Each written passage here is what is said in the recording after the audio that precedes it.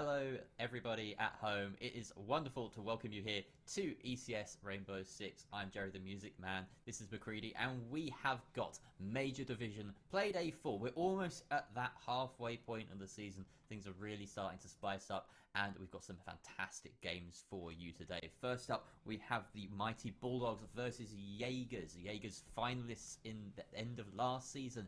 And then later on for you, we have an incredible matchup, which is going to be, and I will get this right, it is Mainc versus RCTIC. So we will see how that goes. There's a lot of really interesting matchups here, lots of middle of the table sides sort of struggling against each other, and some really important points to be gained today. But McCready, how are you feeling about all this? It's been a while since I've cast with you here, at least. It's been many BUAL casts, many moons ago since we had an ECS one.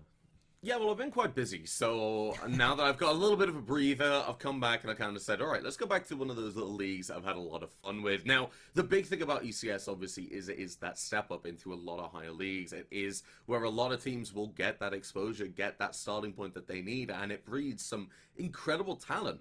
And that's going to be seen in this major division so far. The games that you're talking about, they're interesting for me, not because it's like the start. We're not seeing who the heavy hitters are going to be. It's because we're going to start seeing these places start to solidify themselves. Because the two games that we're going to see, we've got, first of all, Jaegers going up against Bulldog. Well, Bulldog, they're currently in 9th place with Jaegers in 4th. If Jaegers win this could push them even higher in those standings, give them an even better position, and they can add to that win count at the moment. Whereas Bulldog, if they're able to win this, that puts them in a much better spot. They're gonna start jumping up. This is the the time to really start making a comeback. And I think RCTIC and Mainc, they're also in a similar position, but RCTIC, if they lose this game, then they're really going to be at a detriment moving forward, aren't they? Absolutely, but we're going to be moving on fairly swiftly with this one because we have all 10 players ready and waiting in the lobby. So just a quick run through the map bans and to tell you where exactly we're going to be taking place, where this match is going to be taking place. So first of all, our auto bans were Oregon and Consulate, both teams having played there most recently. And Bulldog started off the ban phase with Cafe, Jaegers banned Villa, Bulldog Coastline, and Jaegers banned Clubhouse, and that leaves us with Chalet. I am so excited to be seeing a spicy Chalet match between these two sides, and it looks as though we're just about ready to hop straight on into it. So, McCready, why don't you take us through this ban phase on the wonderful snowy Chalet? Yeah, now the big thing you need to take into account when you look at Chalet is that bottom floor just doesn't see as much pick rate as you'd expect it to based on ranked. With Chalet, that bottom floor, it's a site where a lot of people have realized you're going to that snowmobile side, right? And if you go to that main garage, then you really have to commit a lot of utility towards it to keep it shut. Well, then the attackers, they just walk around the back. They go down trench and they push in. So because of this, we see a lot of play over towards that kitchen dining, that bar games, and that master bedroom area, and it's something I really enjoy. A lot of mainstay operators, they're going to be that Aruni, that Castle, that Malusi. Those three operators you don't see as a standard defending lineup. And I feel like Bulldog, they're responding to... They've just banned off Thatcher, and there's a very obvious reason. But Jaegers are going to take away IQ.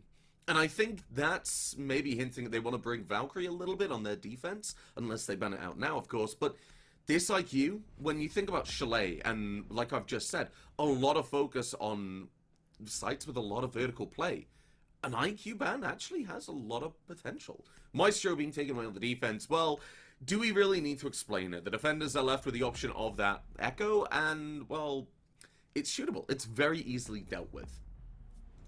Yeah, it certainly is, and that IQ, I think, is probably the big takeaway from this ban phase. Like you mentioned, a really powerful operator when it comes to removing utility from beneath, which is a big part of this particular map, but yeah, you mentioned it as well, the Valkyrie. It's just one of the most reliable ways of removing any sort of advantage that she will give the defenders. And you can see it already, Bulldog opting to bring her out. And, I mean, they weren't even the ones that banned IQ, but they are fully trying to sort of lean into this ban phase and make as much use of her as possible because, yeah, she's going to be invaluable when it comes to getting flanks off, retaking ground that attackers have previously claimed, which is a big part of the way that you might want to defend Chalet. It's very roamable, very sort of adjustable for defenders, and taking that flank opportunity can basically be round defining, depending on where you're playing. Right now, we're seeing ourselves play on this top floor, bedroom and sorry, what's the other site called? It's completely blanked out my mind. Office, CEO office. There we go. Yeah, master bedroom and office site, which is beginning to be sort of the favoured site for a lot of sides. I mean, when I go into ranked, almost all the time it's that basement, but the basement doesn't really see too much playing comp because when it comes down to organised play, the vertical options are so numerous and it can feel a little bit claustrophobic down there as a defender. Once you get downstairs and you're kind of locked into place, it's relatively easy for the attackers to hold off on any flanks. They just need flank drones on 3 staircases, and then it's really, really hard for anything to make to make anything happen. Whereas if you're defending on either of the top 2 floors, then you've got the option of dropping hatches. You can drop balconies. You've got so much more maneuverability when it comes to moving from above, and that's something that's actually always been the case on Chalet. It's been sort of maintained through that rework that it had, through the massive rework, the overhaul that it had, and it's one of my favourite things about it. Honestly, I feel like it's a very fluid game. Jamantis, the first one to drop, our record-holding kill player for the entirety of ECS, is brought down by Jeff, and he also claims Jaegers very early on. That's a huge blow to Jaegers, who are definitely the favourites going into this match. They've just lost their Sledge and their Ash. A whole load of soft breaching utility just gone. Yes, and what you're seeing this, Jerry, I know you're a teacher, and I'm not sure if you saw it, because you're doing a lot of work right now. You're casting and producing, and, well, you might have seen me with my hand raised, my finger on my lips. I've noticed something huge. That Amaru is not going to have the impact that Jaegers wanted. Not only did they not find that first kill, but because of these frost mats. That means when you know that they're on the board, Shift, you've sought out the Maverick for that Amaru. And yes, you can get up to where Tazzy is, but, well, it's not really going to have an impact at all. It's all about surprise, and when you know there are frost mats, it's not going to be great. Jaegers, they're very split apart as Fluvio's looking to find another kill and wants to take away that player of Pause. Will take some damage, but not the kill. That's not what you need. Shift, though, able to find one means you can start to maybe think about opening things up, but you just can't. Fluvio will fall, but Shift on the window, that's the big thing we need to talk about. Right now, you're committing a player to watch this flank to make sure Bulldog don't have that freedom of movement, but then you're suddenly into 2 versus 3 on that actual push. The attackers, they've yet to really push into this piano area. Jeff is still in control of library and can still be ready to deal with whatever they have to offer. The first smoke canister will go down, as will Pause to shock, and right now, it looks like Tazzy's going to be all on their own. Well, gonna get taken away. Shift moves in, comes from the back, and doesn't really have much on the board. We'll find Shock, has to find 2 more kills, though. A little bit more doable, but right now, it's very much looking like Bulldog's round. Shift just sneaking his way through the bathroom. He's got these rotates to play with, and doesn't necessarily have too much given away right here, but both these defenders just setting up very passively. They don't want to take the fight. You can see Valkyrie. Oh no, here's the flank coming through from from the smoke. But it doesn't matter because Jeff is actually the one who picks that one up with, I believe, a triple on the round from the Valkyrie, doing fantastic work, opening up and closing the round out with a plom. That was very neatly done by Bulldog. And oh no, Jeff actually getting a quad there. So my mistake. Really nicely done by that player. Yeah, I mean, come on, Jerry. Yeah, come on, I'm just dude. Losing track, man. I've got so much to keep track of. You did mention it. I'm doing a lot of things right now. So there was a point during that game where I was like, "Oh, I haven't got the bans on screen. Got to get bans on screen. Really important to get the bans on screen." And just got distracted. So clearly, Jeff getting a frag while I was looking away. That's just rude, right? He's got no consideration for me, none whatsoever. How rude. No. Yeah, that was clean from what I saw. It was very, very clean. Yeah, you know I really do enjoy my little Jerry the Music Man puns. Like, what was it? Classics such as Jerry the Multitasking Man? Mannequin Man? I think Multitasking Man is the way that we're going to go down today, really It's pulling more in pertinent now, yeah. a long shift. Yeah, the Mannequin Man was a bit of a stretch, let's be honest, but, well, right now, Bulldog, that's exactly what they were able to do to Jaegers. They were able to stretch them apart, and as soon as Jeff found those first couple of kills, well, Jaegers, that's exactly what happened. Shift was over by K9 door, wanting to get aggressive and put the pressure on the CEO player, then that could collapse onto piano, while the rest of your team take control of library and that piano hallway. Big problem with that plan was Jeff being able to find 4 kills. 3 kills to stunt out that attack, and Jaegers just didn't really have an answer. Shift was left on the window, the rest of the players looking for the odd kill or 2 that they could get, but Bulldogs, they just played it safe. They played it together. They realized big things they needed to do. Now, Amaru is coming back with Shift, which will allow for a very aggressive early opener.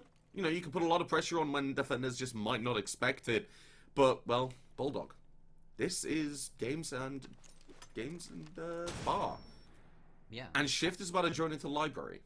That's tough for Bulldog right now, because quite often the approach when going for this site is a full clear from that solarium, from that master bedroom side. You can see that Jaegers do have that on their agenda. Juhis swinging into that double window right away, and Demantis is quite close already to this setup in Library Hall from the defenders. Does get a whiff of Fluvio, and Fluvio only has a whiff of life left in him, and has this rotate back on through, but this itself is dangerous because he knows that the sledge is right there. So very challenging position to be in. Looks like he has managed to slink away that Goyo shield being detonated, but Shift is the pincer in this maneuver. He's got Paws right beside him as well. It looks like they're just looking to close in and suffocate these players on the top floor. Jeff will be the first to lose his breath as down goes the hero of last round that Goyo dealt with, and now we've got a lot of players stacked up on this library balcony. The Frost decides to peek him, and that is his demise. Cold Cobra falling, and now Fluvio left in a bit of a state, has only got 1, and Shock behind him, but Shock will pick up some of that slack. Juhis falls again early on, the Ash having very little impact in the round so far. Lucy deciding to retreat back to site.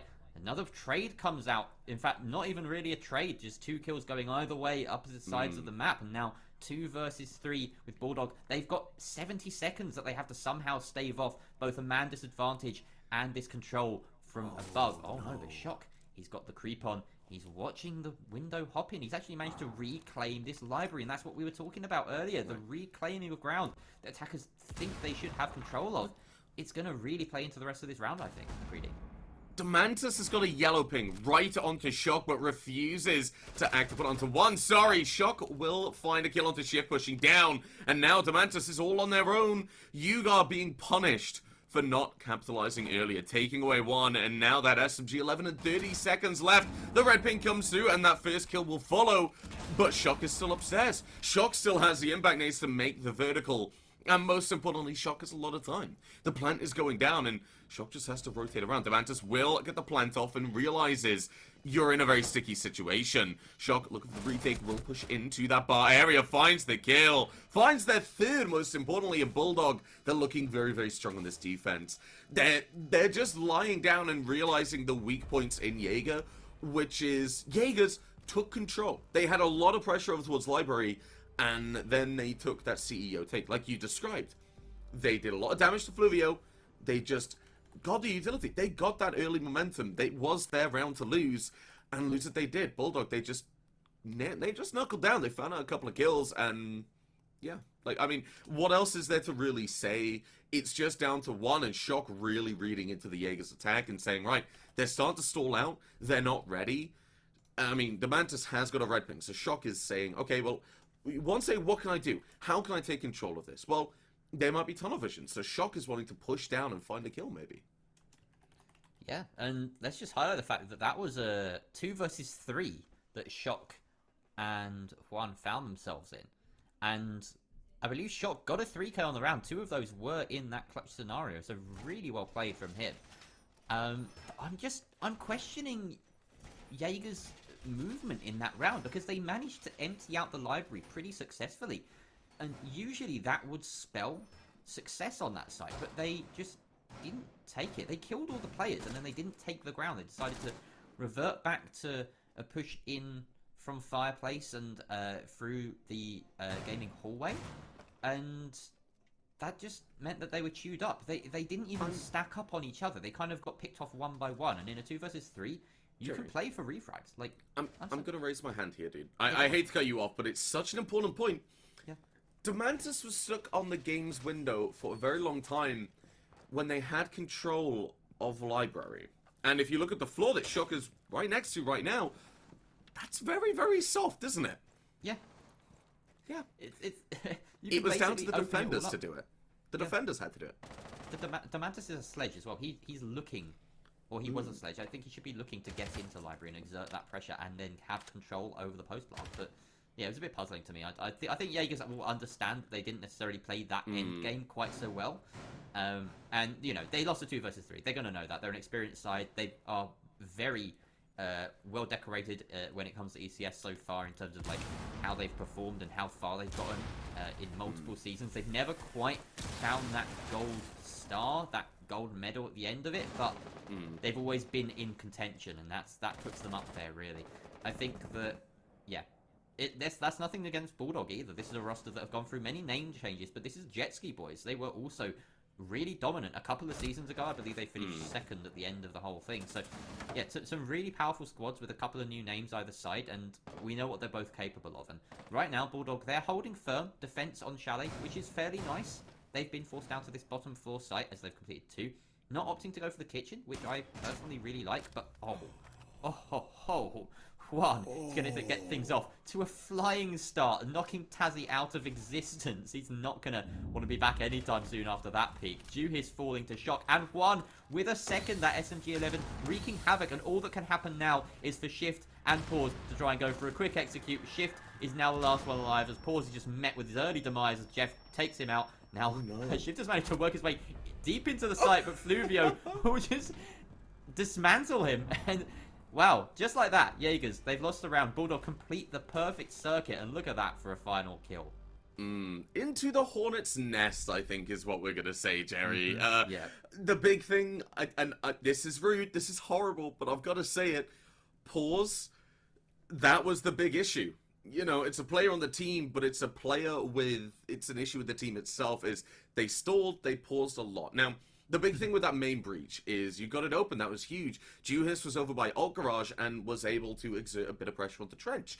Well, the breach got open and Jaegers didn't actually know what to do, it felt like. You know, they all stacked towards that area. They got it open. They were like, okay, well, how are we going to push this? You know, there wasn't any clear plan in sight because Juhis started to rotate around. I think they realized the approach they should have had. They get the breach, but you want to take main lobby control as well. If you're able to do that, then you can push down main stairs. You can have that cover towards the connector and that little rotate behind the reinforcement, and you have a player pushing down blue. Juhis wanted to fill that role and got picked off.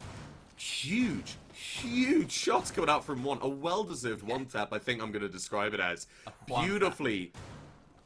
Juan, Very plenty.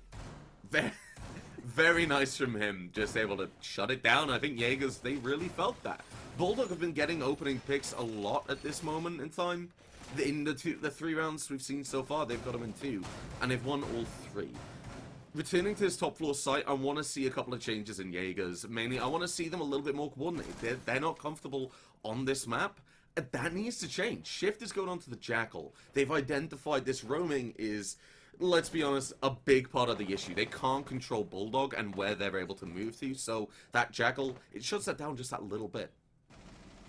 It does, and it's going to help them a lot. I think more than the Amaru has been. Hasn't really been leveraged too much in this game, and Jeff, as he did in the very first round, is going to find the opening frag of this Valkyrie. It seems like different people at different times just stepping up. First it was Jeff, then it was Shock, and then it was Juan, and now Jeff is back on the score sheet again. Pause, though, is going to have something to say about one of the quiet players so far, Fluvio. Obviously on the support role, for the most part, he's not expected to frag out like his compatriots, but that's a good first pick for the attack. Taking out that C4 that Fluvio holds as a Malusi can be very important come the late game when it comes to this master bedroom and offices push. So, fairly even, all things considered. Losing the frags of the Mantes and the fragging capabilities of him in particular, as he's proven in the past, is certainly a blow to Jaegers. But 4 versus 4, still plenty of time left on the board, and anything can really happen from this point on. Yeah, I feel like that's a very solid position. Now, Jaegers, they've got a lot more tenable map control. They're getting this breach open, and they're doing it with still half the round left on the board. But the big issue is going to be Shock. Still has 2 magnets in pocket, and is going to be able to get more as the round moves on. We're looking for a first kill with that yellow ping going out. It allows just that information. They realize this is where we put the pressure on. Shift is on that window again on Master Bedroom.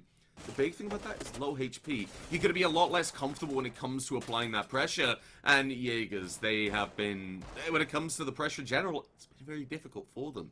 Shockers look for this long line of sight, but isn't able to win it out. Juhis actually going to find that kill, the second one in the game so far, and a badly needed one, giving Jaegers that player advantage on the minute mark. And as Cold Cobra takes some damage, just got to be using these smoke counters maybe a little bit early, but it's perfectly fine. You hold this position, you have to take some damage, you have to get aggressive, because right now Jaegers could just walk onto site. Shift is going to alpha that opportunity as One's able to get that jump out, finding that Ash, ripping it from the board. Paul's able to find another killer, 1 versus 3. Cold Cobra doing all he can to stop the plan, but the smoke is there, and the smoke is trying to get something huge. Finds Tazzy pushing through, has to go on the hunt, and will be taken out by Paws. The hunter becomes the hunted, and Jaegers are able to pick up a round.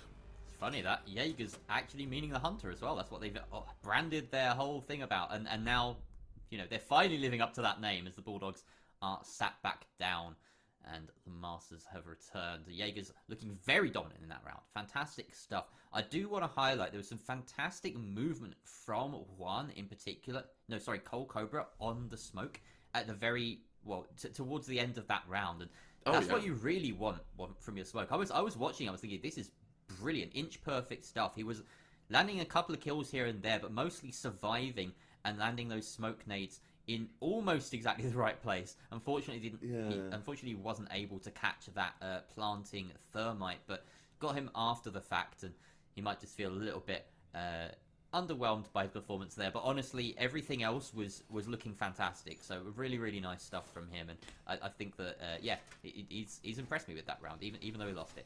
That must have been a nutty shot from Juhis, though. The one where we got to see that angle that was being held from office towards that stairway. It's almost reminiscent of the long angle that you get in Clubhouse when you're holding from cash and you're looking towards that rafters stairway, assisting your angle usually. It's kind of like that. And Juhis walked down the stairs and managed to land the headshot onto that player. So that was a really neat one from him.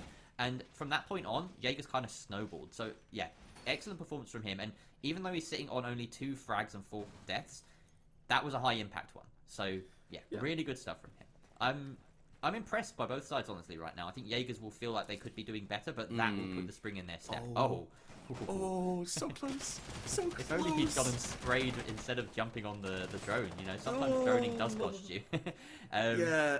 Luckily, Shift won't know how close that was, so I think that's a good thing. Cold Cobra, though. That Frost will be taken away. Juhis, you want to talk about the impact kills? Yes, I think Jaeger, they've really excelled in it. A C4 from Yuan will go off, but won't find the kill. Now, a very aggressive push is on the boards. This Frost mat, I think, has been taken away. Fluvio wants to fill the role, finds a kill, but the Mantis and Juhis, they're on the refrag. Shock's able to find a Mantis. That kill has come through, but you're in a 1 versus 3. The plan starting to go down in that smoke. Pause on the cover for the wide swing. Right now, Bulldog, you're not prepared for this at this point. You're expecting that top floor take with a vertical play. It comes through. Jaegers, they realize the issues in their attack, and right now you'll see what a good team can do once they know what's going wrong. The plan has gone down. The players will back up, and Shock needs to make as many sightlines as possible and needs to be very, very careful. Looks like he's just gonna have to try and play it safe. Will eventually just push forward, realizing, well, what do I have to lose?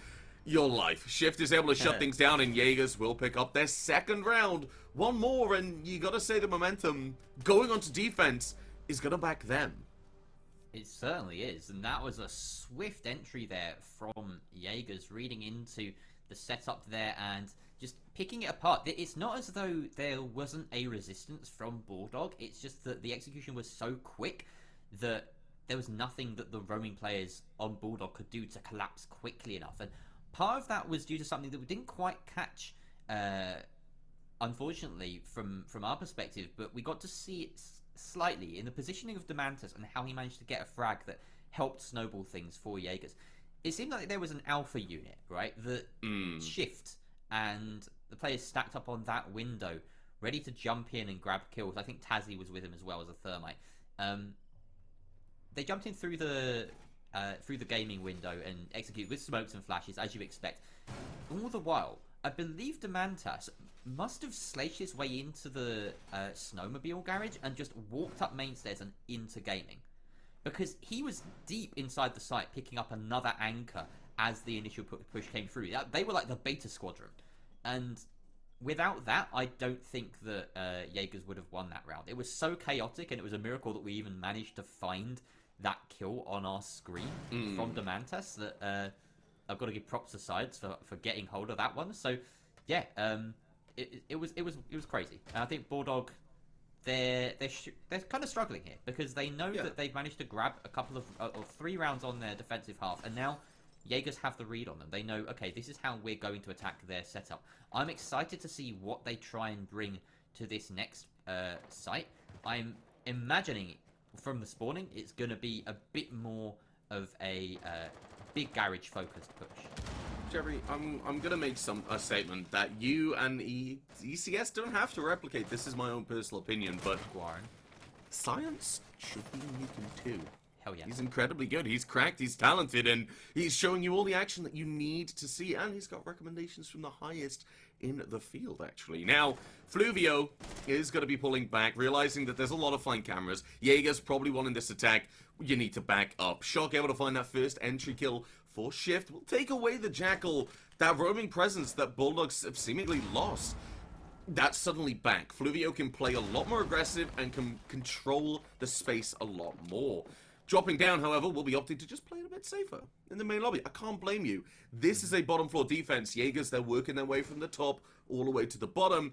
And in doing so, well, Fluvio has a lot of space and time to work with.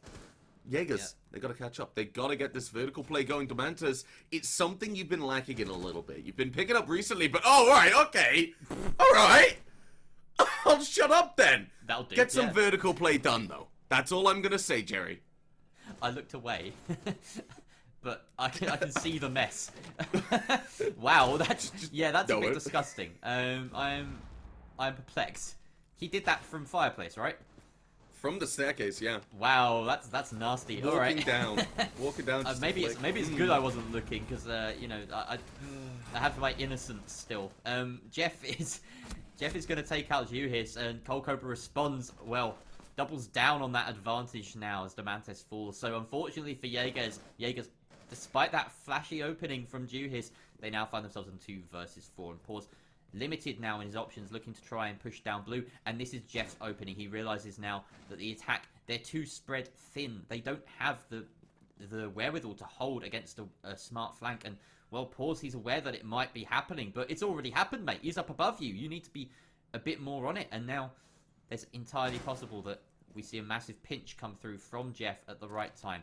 Tazzy using his his first exothermic charge, on that wine hatch, and now Jeff has relocated to fireplace. He can actually work the vertical angles against the push if he so chooses. Doesn't really matter. Paws is going to try and meet him head on the middle floor, and he's going to meet his demise at the hands of the Mozzie. Now Tazzy in 1 versus 4 with only 10 seconds left. Players all around him. Jeff somehow appearing again inside the site, and he's just doing all the work as an anchor, as a roamer, everything. Yeah. This Mozzie cannot be stopped, and another stellar round from this guy. I think it's just when Jeff and Fluvio, they're really taking control of the map and they're dictating the pace of these gunfights. Jaegers, they don't really have an answer. That's a big thing for them, is if they can just see that weakness, a little chink in the armor. Think about that Bar Games when they said, okay, they had a lot of roaming in that last game. They had a very weak presence to libraries, so don't worry about that vertical play. Candelas and smoke grenades. Push in, plant, post plant, done. Bob's your uncle, they picked up a round.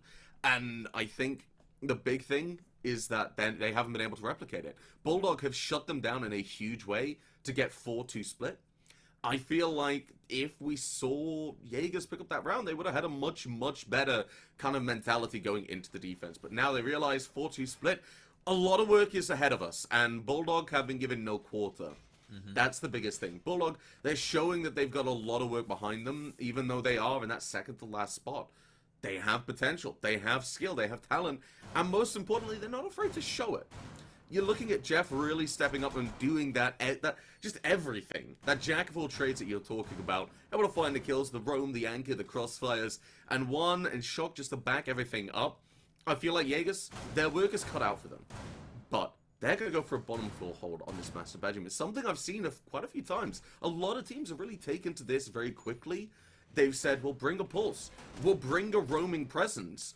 And that pulse scanner should just about be able to go through. So if you have to go for a retake, the pulse scanner should still be able to feed information. Bulldog, they're prepping for this Solarium trophy push. And I feel like they want to get aggressive. It's a good call to try and protect that bottom floor, but quite often you see it paired with a little bit more investment in terms of wall denial utility and even just, you know, reinforcing walls. For instance, that fireplace into dining wall left soft right now by the defense, and they don't, I believe, you know, they do have some spare reinforcements, so whether that comes up late or not, we will see, but it's very unlikely. And the lack of wall denial is just going to mean that at some point, iFluvio can get to solid work on that Solarium wall. He's currently positioned on the Solarium Repel, and look at this, the clear coming through on the bottom floor. These players so close to each other. Do they even realise that Demantis is in the kitchen right now? Yes, they do, and Cole Cobra will remove his head from his shoulders. Now, Tazzy taking a bit of damage. He's also trying to retreat and sort of get back to sight. It looks as though Jaegers, they haven't really set up fully against this push, and it's a bit worrying, I think. Oh, this is some nice vertical play coming from Juan with that sidearm shotty, forcing back the player at the top of Solarium. That's a key position to deny iFluvio. Now Jeff on the Repel will prevent anyone from swinging that doorway so the Thermite can get in nice and safely. Yeah, they're a lot more comfortable pushing up the Solarium stairs. The smoke canister, that's just going to force one up, which isn't really a bad thing because he needs to be there. Juhis, though, able to find a kill. Tazzy will be down and killed by Jeff as punishment. And Cole Cobra can position on the windows. You push Jaegers back. You have that player advantage. Now is the time to really just start tightening that death grip like a vice. Jaegers, they have to worry about a lot of angles, and Fluvio is going to make them worry about one little more of the bathroom. Shock moves in, and actually, that bedroom door being barricaded, it shuts down the potential the attackers have to swing. Because of this, that wall will be opened up. Pause will be taken down. It's all down to Shift. Trying to find the first kill. Will find the Thermite, but Shock's there with a refrag. Bulldog, 5-2, and they're attacking. It couldn't have started out stronger. Now, that was methodical from Bulldog. That was beautiful stuff. Taking exactly the right amount of map control that they needed. One by one, removing the pieces of the defense and always having people ready on the cutoff. Those repel angles, that window by bathroom as well, just helping to suffocate the entire defense. I'm a big fan of that style of push for Master Bedroom. It reminds me a lot of CEO on Consulate, where you can get away with just repelling and cutting off all of the defensive angles. Sure, that is slightly less claustrophobic for the defense, but if they haven't set up a load of reinforcements, a load of shields, or have mirror windows on their side, then it can be tough. And Bulldog just proved that. They really picked apart that defense. Beautiful stuff. And exactly the start that they want moving into this second half. They really set the pace in this game. I feel like they are in control. 5-2 certainly says it. It's no, you know, I don't need to be an analytical genius to give you that one, guys. But yeah, they're really in control. They're in the driver's seat. I think the onus is on Jaegers right now to try and turn this round. And they have shown that they want to adjust. They've got a completely different lineup here now. They've got the Echo and the Valkyrie on board, dropping that pulse, going for slightly more direct forms of intel. Or, well, I suppose, what did you say? More, sharing is caring, I guess. Everyone can access those cameras. Whereas, as Pulse, you've got to be relaying the information to your team. And it's a little bit more high risk, a bit more kind of active involvement from one player. So, these outdoor Valkyrie cams are going to be especially useful against the sort of window-based play that we just saw Bulldog execute. Yeah, but I've got to be honest, we're looking at the same push. Now, you said there is some adaptation. That Echo's being brought, the Rook's been taken away, there's no pulse now, that Valkyrie's there, that we were talking about at the start in the prep phase. I think run-ups are going to be key. I think they are, but the big thing is it's not addressing the core of the issue. That's Bulldog were able to go in with a clear plan on how to deal with the issue, of how to deal with Jaeger's defense. They said, right, if there's a player in that little bathroom door area in Solarium, well then, one, you've got the secondary shotgun, put the vertical pressure. Now, they have changed it up. Juhis has that shield to play behind. Demantis, so is going to be able to find that first kill. I've been very critical of Jaegers at the moment, but this could be an opener that they badly needed. That information isn't going to get spotted out, especially with that IQ ban on the board. And the pings, they're going to come through on the roamers, but Shock just can't land the shots. Shift's going to be able to find Jeff, and, well, Bulldog, they're a two-player deficit. Jaegers, this might be the adaptation they needed. Tazzy, though, it's not going to be what you needed. Going to be taken down by Cold Cobra, and the Nomad able to get to work. This is Bulldogs yet again. They're wanting to control the flow of the game, the flow of the movement. And Nomad, that's still a huge operator to do that. One air jab will go down to watch for this flank. You'll want to think that there's one covering that run out on the master bedroom window. But there's nobody there right now. Bulldog, they're taking their time at the halfway mark. They can. They have afforded it. They got to kill. Claymore just down there, which we saw earlier. Okay. Yeah, thank you, Science. Yeah, that works. Yeah. Now, when we look at Jaegers, they have a lot of time to just say, okay, we have a player advantage. What are we going to do? They're taking time to think, which means they don't know what they want to do.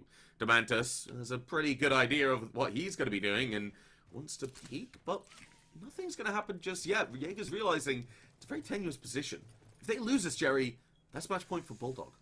I'm a little bit skeptical about Bulldog's chances in this situation. 3 versus 4, but look at the drone utility. They've only got one possible active drone, and that is in Shock's hands. iFluvio finding Juhis does redo that man advantage. Now we've got 3 versus 3, which is good news for Bulldog. They are executing that same push. They don't seem to be expecting the player in closet, but iFluvio will find pause. Oh, Demantis shut down Shock, and now Shift taking down iFluvio, and that's all on Cold Cobra. 1 versus 1 ensuing the trades working in favor of no one, and now Shift, he has those Echo drones out, but he's going to decide to swing the window. Cold Cobra's just quicker and beats him to it. Shift can't shift up you quick enough. Now Cold Cobra, he's sealed Bulldog. Yet another attacking round. They've come from, well, a sort of disadvantage in that round to put themselves now on match point.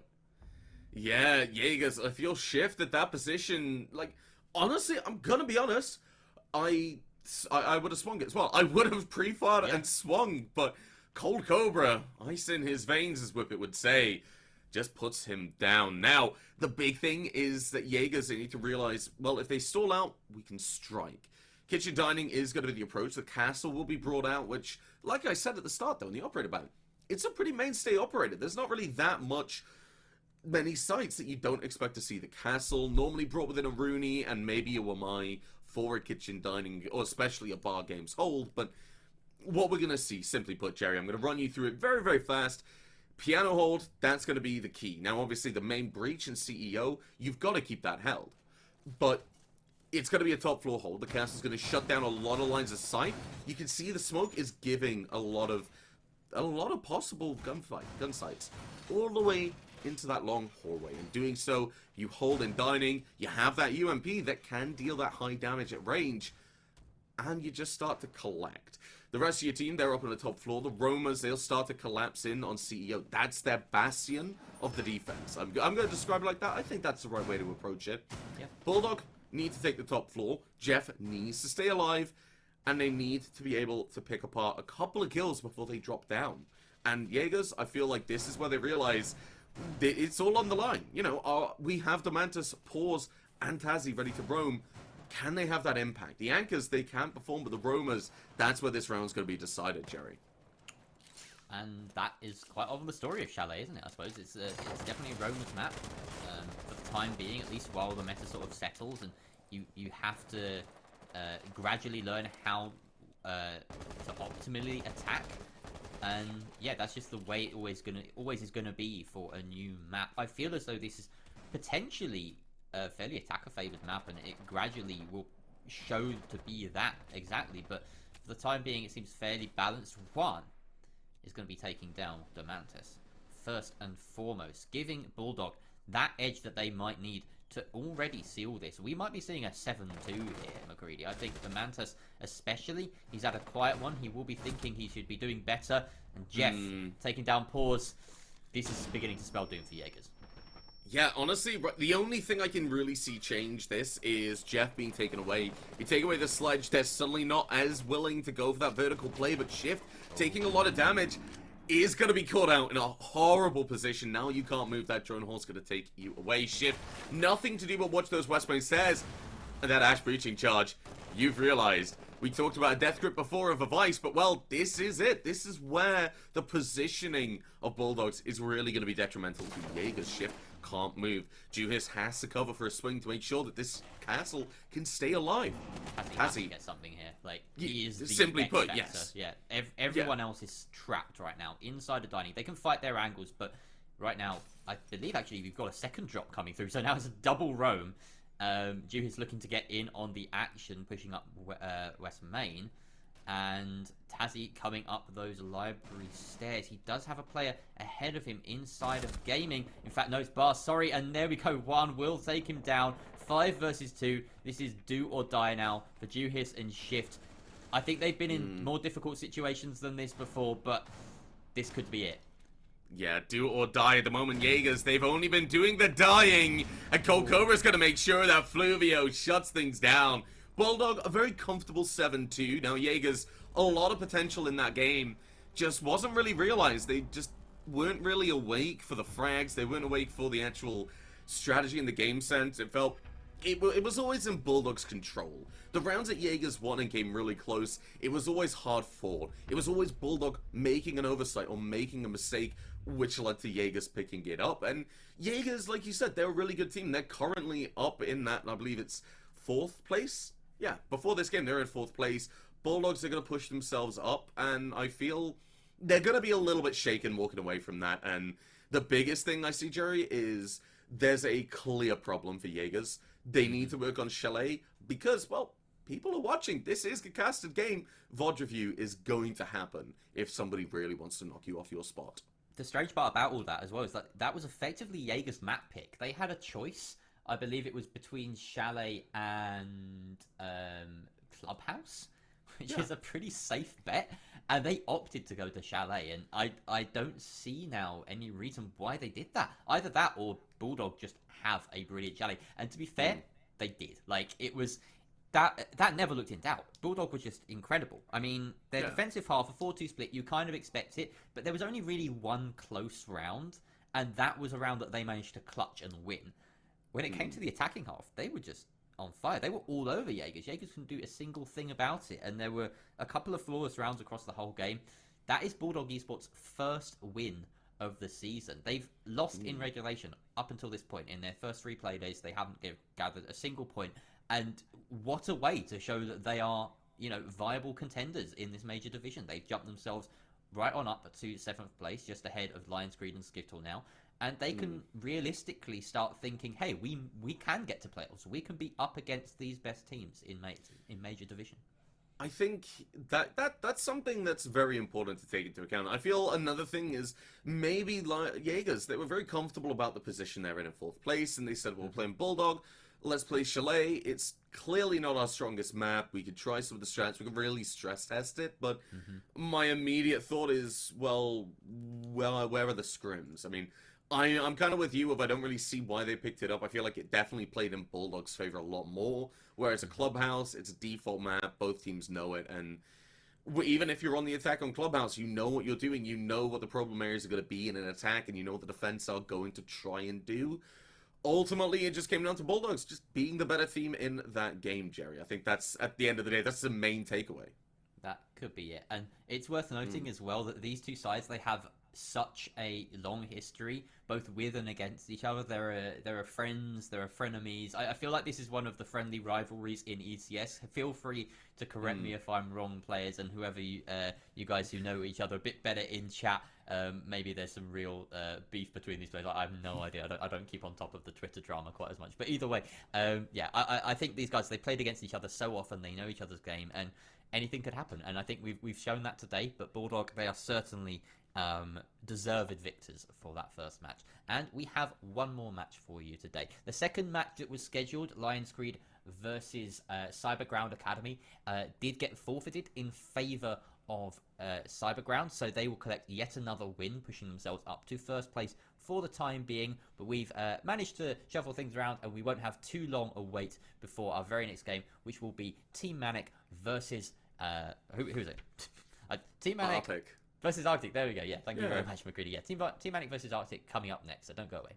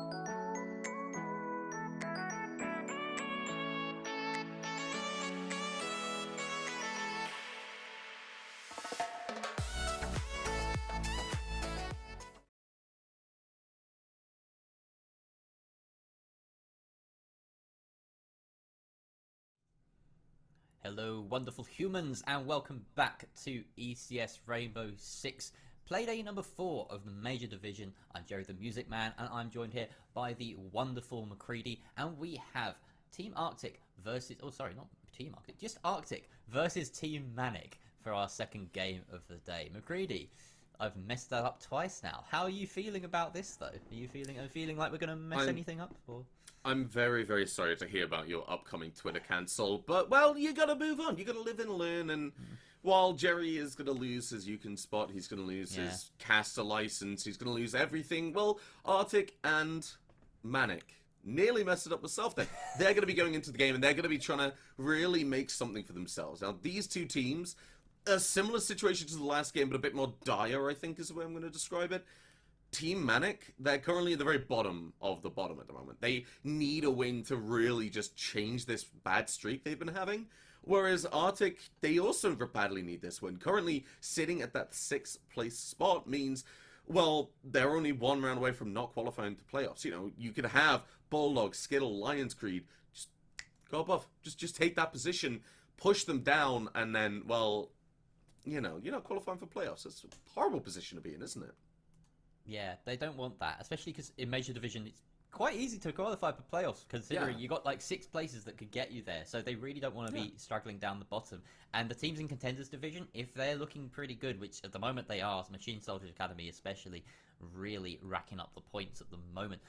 But they are, they're definitely sort of contenders, as it were, for the Major Division when it comes to the relegation matches at the end of the season. So this season we saw 2 get promoted immediately, and I mean, look at them both. We've got it was Footprint Gaming makers are now top of Major Division, so clearly, you know, the cream of the crop rises to the top, and it's scary. You don't want to be lingering down the bottom. It can feel like a bit of a nest egg, the top of this ECS little trifecta you've got going on, but it's always under siege. So yeah, Mainc need to step up. They need to prove that they're not just lingering, that they actually belong. Yeah, and Jerry, I don't think I have them. So the map bans, I think, based on the teams we're looking at, they're probably going to want to go to one of the more couple of default maps. You know, you want your Villa, your CAF, your Oregon, your Clubhouse. I love the inclusion of an auto ban, and that's what keeps things interesting. So we're not going to have comfort picks all the time, are we? No, we're not. And speaking of those auto bans, you've got Oregon and Chalet from last week, both Arctic and Mainc having played there. And yeah, Arctic, I believe they won their game on Oregon. If I'm just going to quickly double check that. But obviously, Mainc, having lost Chalet, they're probably glad not to have to go there again. So there is both the sort of, there's both sides of the coin there. Yeah, just confirming. Actually, Arctic lost their Oregon game, so yeah, both teams probably glad not to go back to these places. But yeah, the rest of that ban phase we can talk you through. Arctic had first ban. They took out Cafe. Mainc take out Clubhouse. So already Oregon, Cafe, Clubhouse gone. The 3 kind of big ones. So we're left with Coastline, Consulate, and Villa. Arctic ban out Coast. And then Mainc take out Consulate, and we're ending up on Villa, which is effectively Manic's choice. So neither team have played Villa at all this season, so we're not entirely sure what to expect. From my recollection, I don't think Arctic play much Villa at all, so I feel like they might have been kind of blindsided by both these auto bans and the Clubhouse ban that came through from Mainc, and we're left with a bit of an odd pool to play with. So yeah, just off the top of my head, I don't think Arctic play much Villa, and this could be a bit of an interesting one. Seeing that they're going in as probably the favourites, this map might have something to say about that. Yeah, I feel like Villa, it's... When you're left between Villa, Consulate, and Coastline, well, it's kind of an awkward position to be in, especially if you're not sure which map you'd rather be on. Now, the map we know we're going to be on is going to be that Villa. That Thatcher ban will start us off with Arctic, just sticking to tradition and keeping things all good and proper. Mainc takes away the Jackal. And Jackal's a really strong operator on this map. I think, realistically, we've seen the ban phase. Instead of being a Thatcher Maverick ban every single time, thanks to this 20-second meta being taken away, Jerry, well, we've seen this second spot open up to a lot of roam clearance operators, in my opinion. I feel a lot of teams, they just weigh up whether they prefer to face a Jackal or a Nomad, and the map plays into it quite a bit. I feel like Jackal on this map is very, very impactful. The roams on Villa aren't very... The late round roams, which a Nomad will counter, aren't very prominent unless there's one huge moment. So Jackal being taken away, it does a lot of roam clearance early on. Valkyrie will be removed, and, well, really doesn't surprise me at all, because just those cameras, they hide everywhere, and with an IQ ban... Without an IQ ban, sorry, that Valkyrie is, simply put, going to get shut down. Now, IQ still on the board isn't a mainstay operator pick anymore. That's a big thing to take into account, Jerry, so the Valkyrie has a lot more power. Mira has power as well in changing the site setup, but we're not going to see any of that today. No, we're certainly not. And I think you're right about that sort of roam clear operator becoming a bit more of a presence in the second ban slot. Nomad, notably, is probably the most popular of those to clear out, especially on Villa. I've seen a lot of Nomad bans in recent times on Villa, and she does just offer not just control where it comes to... Well, it's kind of a different style of thinking, right? Jackal helps you with the clear, whereas Nomad helps you with maintaining that map control, right? I think... You're very rarely using it to be sort of... aggressive. Now, what's going on? The Yeah, thing I want to say, Jerry, is it's kind of like when you look at Maverick and Maestro and Echo. Same thing, different ways of doing it. Now, obviously, now there is a stronger operator that you can see the 6-split coming into from Vippy. I think that's how you say it. I hope it's how you say it, because... I think we've gone with Vip in the past. I don't know. Vip. Other people Okay. seem to say Vip, yeah. Okay, I'm going to go with Vip as well. But the Maestro, definitely stronger now, because the Echo's big advantage was it was invisible. Now it's not. Yeah. So it's just one bullet. The IQ doesn't actually become that big of a pick as well because of this. Because they're bringing a Maestro, you don't need that IQ, and if they do bring an Echo, you just shoot it anyway. Which is where we're seeing this Valk ban really start to rise, in my opinion. It's something I love seeing, because when I came into casting, there was a pre-established meta, but now it's changing, and I get to watch it happen, and it's beautiful, Jerry. Yeah, and it's a lot more kind of dynamic, I feel. The Valk ban is a huge one, because she's always had a huge impact on the meta in general, but had been sort of slightly overlooked, in my opinion, and I feel as though a lot of teams, they sort of began to rest on her, and she does something a bit more unique, right, than, say, Echo or Maestro, who are forms of denial, but if you ban one, then you leave the other, most likely, whereas you ban Valk, and the impact is really felt, because there's no real substitute for her, so I feel like it's a bit more of a strong ban when it comes to choosing, and it's a wonder to me that you don't see more bans on, you know, singular operators that do have that unique role. Nomad is one of them, so I'm impressed by these bans. I feel like they're the right kind of step forward, but you know, gone are the days, I think, of constantly banning Echo Maestro. Mirror is another one that just does something unique, and no one else can really contest that. But yeah, Thatcher again, he's the only one that speeds up the attack in such a way. You don't see the hard breach bans come through very often anymore either, because they're just not as impactful when you've got so much redundancy, so many other choices to make. And yeah, I feel like it's a good development of the meta. I'm looking forward to a point where we have more Thatcher alternatives. You know, maybe Kali becomes a bit more viable at some point, and yeah, like that's I feel like the next step. The other step, personally, is Mute alternatives, because Mute is so powerful in this meta. Oh my god, like. He needs an alternative, and he needs it soon, because especially once Flores comes up, he's going to be huge. Yeah, just going to see Mute Mossy return, maybe that information denial, but the big thing I want to talk about in this setup is that Aruni. You're looking at this player and Trophy, kind of stood there and kind of saying, what do I do? I think it's 6 Trollo, no, it's Aslan. Looking at this, you've got to use a concussion impact nade, but then you've got Red Stairs with 2 ADSs, RCTIC, their extension on the roam, is looking to just end this round before it even starts. In this 90 area, on this roam clear, you've got Cusick over on 90, ready to provide quite a bit of pressure. This hard breach can come through. Now you can get a frag grenade, actually. If you have a Sledge, if you have a Yana in the right position. Yana's not there. The ADS is going to get burnt. It's not going to have an impact. Vip is going to be able to find Aslan, though, and, well, a lot of that utility that we're talking about is going to stay alive. Ash and Yana, they've got a much heavier role. Cusick is going to fulfill his, takes away the Habana, and gets a diffuser in no man's land, Jerry. That's not the right place to be. Sparkings on a flank watch as a Nomad. That's not the role of the Nomad. You're meant to put it down there. It's a fire and forget. Tricky will be taken away by Textrolo on the rotate, but 30 seconds left. A 3 versus 4 and Diffuser in the middle of a crossfire. Jerry, this is not looking good. No, it certainly isn't. And a lot of RCTIC's success in the past has rested on whether VIP can stay alive and deliver the frags. And as the Maestro, he's well positioned to do that. He's going to swing, and he doesn't actually manage to protect his teammate, but NW finds Textrolo, leaves Mainc in a 2 versus 3. There's VIP finally gunning, and Kusik will take the last frag. VIP clearly a bit vexed about that, but I suppose RCTIC won't be too fussed. They grabbed the first round with a very strong hold of that AVG site. I feel as though that mostly rested on a lack of speed when it came to the Mainc push.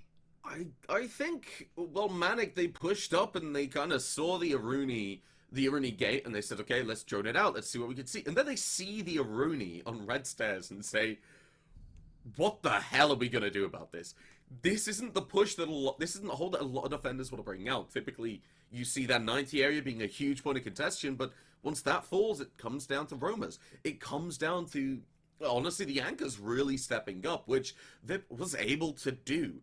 That's a huge part of it as well, but it's just having Monks there on the red stairs, 2 ADSs, frag grenades, didn't push them out, dealt with the ADSs, but not the actual player, and Mainc were very uncomfortable pushing. They didn't have that game plan. They weren't prepared to deal with this big problem that was put in front of them, in my opinion.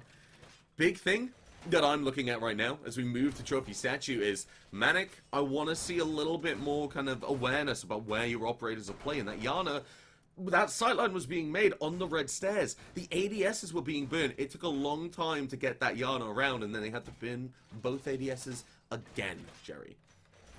Yep, that's the story so far. I think that it's obviously too early to say. We're only one round in, but RCTIC, they've done a very solid job in that round of establishing dominance, and I feel as though Mainc, yeah, they were just a little bit slow. I said it at the end of the last round, and I'll say it again. They just need to be a little bit quicker to the pace, but that will come with time.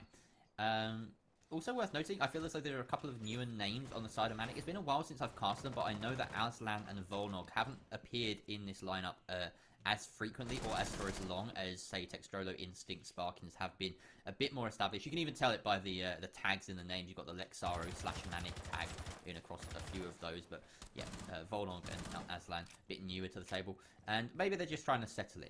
I want to take a moment as well. Thanks for ESA Siege, your raid. It's nice to get to be on a cast where you've actually said, you know, we actually get to see this happening, and it's great. I love the sort of vibe in EU. So very different to NA. People, you know, we're just sort of supportive of each other. It's lovely to see, you know, these 2 different leagues providing very different kind of products, each with their own kind of merits, and it's. Yeah, I love that you've sent this over. So thanks to the people at ESA for that. And I know there's a lot of like crossover and stuff at the moment. So yeah, all the love. Right, Jerry. Yeah. I'm going to bring it back to that Maestro Echo argument. It's 2 leagues. They do the same thing, but different ways, and both have their merits. Now, Monks is going to try and shut down this push. Aslan will be able to find that kill, the opener for the attackers. But Sparkings will be picked off by Kusik down on that roam. Big thing we need to talk about right now, that Lex tag, I like to think it stands for Lex Luthor. Monks, though, gotta be looking to find a kill onto Yana, yet again takes away the Gemini. And Volnog, well, you're getting a lot of information. You realize where this player is. And Aslan and Aviator, I don't think Monks knows about. Monks certainly knows that you are in a tough spot. You need to bite. And the first bite is coming through. Volnog being taken away. The refrag from Textrolo will find it, but Kusik still hasn't been dealt with. Gonna be a big problem, and yet again, Mainc, they're stalling out in the first half of this map. RCTIC, they just sit back, they wait, they play off this 3v3 and time advantage that they're now gonna have, and a lot of the utility still on the board. Mainc, their work is cut out for them. They're still executing the roam clear, getting that preliminary drone work done, and it's falling down to Aslan as well. Your support players, bar Instinct, have been picked off. Now Instinct's going to have to step up in a huge way, as will the rest of the players. Seeing the utilities, deciding to get the push, it's got to be done. You've got to move in. You've got very little time, very little utility to work with, and Aslan's just going to use the very last concussion nade that you have, Kusik. And Tricky, they're holding a crossfire. They're not feeling any pressure towards that wolf window, so Tricky's going to rotate around and help out. Still just not moving too far to commit to trophy. enough to pull back, essentially. You're not really going one way or the other, just wherever you're going to feel the pressure. Now, the plant has gone down. Cusick being held by Aslan. Will get taken down. Vip has to step up. We'll find Aslan. Goes to the plant and gets it. Textrolo all on his own with that R4C, able to find a kill and puts us into a 1 versus 1. At range, this R4C, it's going to dominate, and Textrolo knows that, pushing through. But Vip is crouch walking in. He's closing the gap now, playing on that bomb chassis. And Textrolo, you need to keep a good head about you, is able to do so. And Mainc, they stall out, they lose those early players, but they win in the late round. Very nicely done from them. Vip so close to some heroics there, but Textrolo just does it better in that post plant. Very nicely played from Mainc on that push. It was honestly quite close after that first clear. They did manage to take it down to a 3 versus 3. And when it comes down to it, you got a minute left and fewer bodies to have to worry about when it comes to pushing in. Sometimes a simplified game state just makes things easier. Coordinating a 5 versus 5 is a lot harder than coordinating a 3 versus 3. And Mainc have proved that. There was a great little hold coming through from Aslan, making sure that the cover was there from the bomb player swing. That was the Jaeger, to protect the plant as it went down. And then I feel as though there was a missed opportunity from Vip. He did manage to swing onto the planter close to the door, but didn't commit and didn't find that frag. And that just meant that on second peak, he did take one down, but the diffuser was successful. And ultimately, that was enough for Textrolo to pick up the very quick refrag and take it to 1 versus 1. Now, that final duel was basically just a gunfight. There was no two ways about it. They're on opposite sides of this trench, effectively, with a couple of windows to peek at each other out of. And it really could have gone either way. My money was honestly on Vip because of the player that he is. But Textrolo, he's proved me wrong. Rocking exactly the same stats now as Vip, full 1-on-1. And yeah, I'm impressed by Textrolo. So really good stuff. Evening it out now. 1-1 to 1 the scoreline.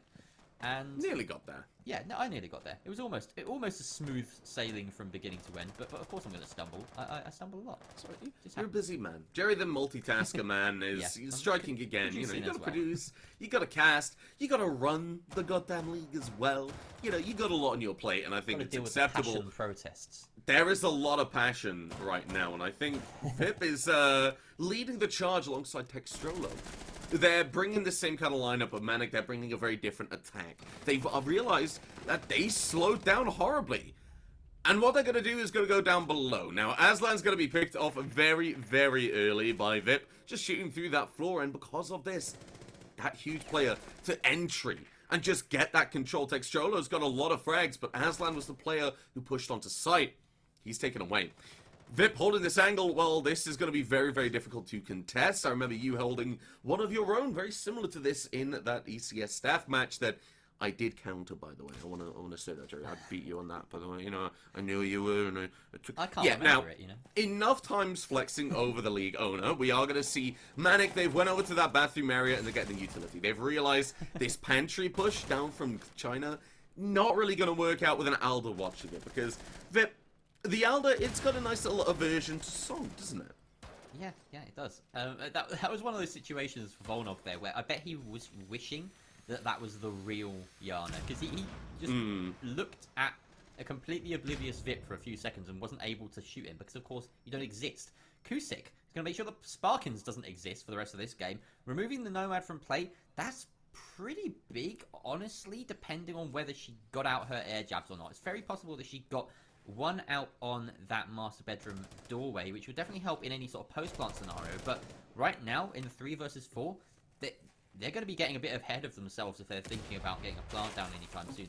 Sorry, it's a 3 versus 5, of course, so they need to get some kills. A C4 sails through that breach and almost ends Textrolo, but NW just a bit unlucky, and Instinct will punish him for that miss with a clean pickup onto the mute playing close by breach. And now a 3 versus 4, a little bit more hope here for Mainc, but with that nade, only 30 seconds left, and they found that man count to be reset. Now they have to clear a bit of utility, try and get this push going, but they still have a lot of anchors to deal with 20 seconds to go. Yes, you really have to think what might have been if that Valkyrie wasn't banned out by RCTIC, but right now, well, Mainc, they're going to need to live in the here and the now. Instinct's going to push through Bulldog as well, trying to put the pressure, making sure that Astro isn't an issue, but it's Vip again finding another kill. Bulldog has to get aggressive to find the kills, but Vip's finding a third, make that a fourth. RCTIC just shutting down. That Alda, it tears a hole in space and time, and Jerry, it started with Mainc. Yeah, it just tore a hole in Mainc. You're right. That was disgusting. And we did say earlier that a lot will rest on how well Vip can frag, because this is RCTIC and this is how they play. They protect the president. And I mean, quite often, to be fair, in the past, they haven't protected the president. They've said, Vip, go kill. And I feel like a little bit of readjustment now has meant that he can really do some dirty work on this anchor role.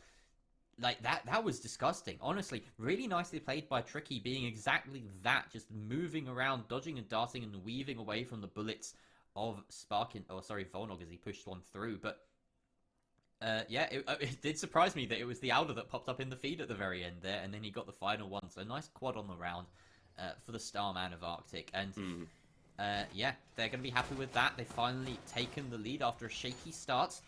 And it's been off the back of a couple of trophy defenses. Sorry, I've just marked myself wrong here. Let me just rub out my notes. You see, this is the problem with doing everything at once. I want to get a whiteboard.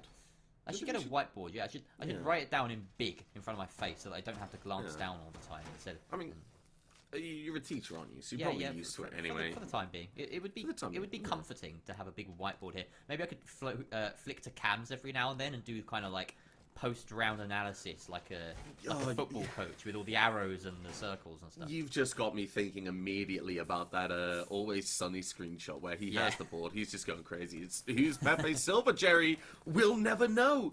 But RCTIC, we know what they're doing. They're getting this set up yet again. They're committing these Aruni gates to make sure that, well, a big issue with that hold was the utility. They open up that wolf wall, and because of that, they were able to clear out the ADS. It didn't kill monks, but it had a lot of potential to do so.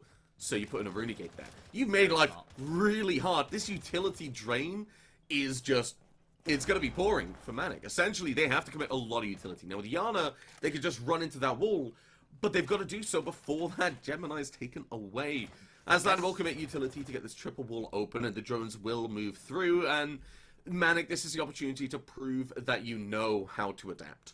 The best part about that particular Rune Gate is that I believe Tricky on main stair or red stairs can get an angle onto it to reactivate it, and that just means it's going to get so much more value than, you know, an ADS that gets burnt out and then destroyed by the follow-up grenade. Like, you can reactivate that and protect yourself from further damage. Sorry, it's Monks playing here on red stairs, so the Aruni protecting her own and making sure that it's even harder for me to call out by removing some of the distinctive red from the stairs itself and making it look even more like main stairs, which will throw me off a million times because I'm awful at Villa callouts.